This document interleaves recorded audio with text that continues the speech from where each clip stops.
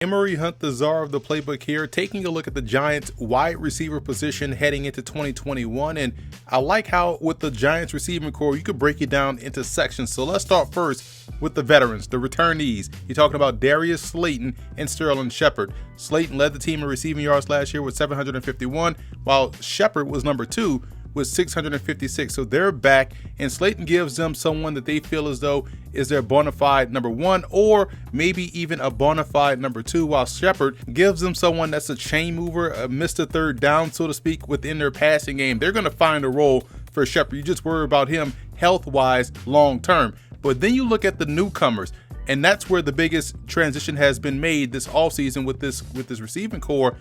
In comes Kenny Galladay, who's going to take over the number 1 reins at the position, thus sliding Shepard down, or Slayton down, to more of a number 2 role, a complementary role, with Shepard being the number 3. And you expect Galladay to come in and garner a lot of coverage and be that go-to guy for Daniel Jones. Hopefully he can build that rapport with him as he did with Darius Slayton.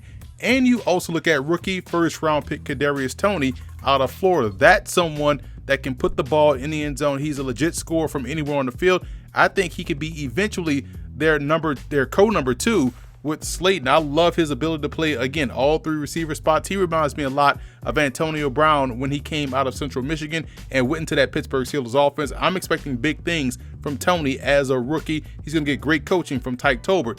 Then you look at the wild card of the newcomers, and that's John Ross.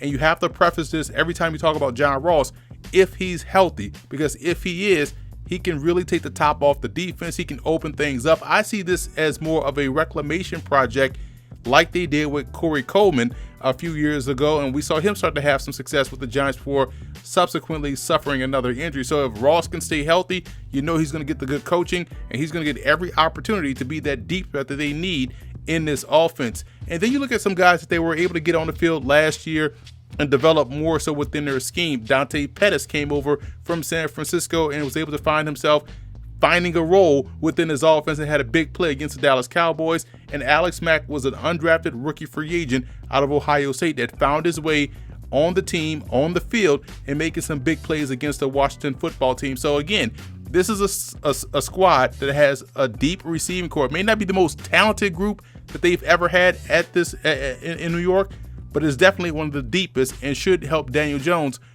elevate his game in 2021.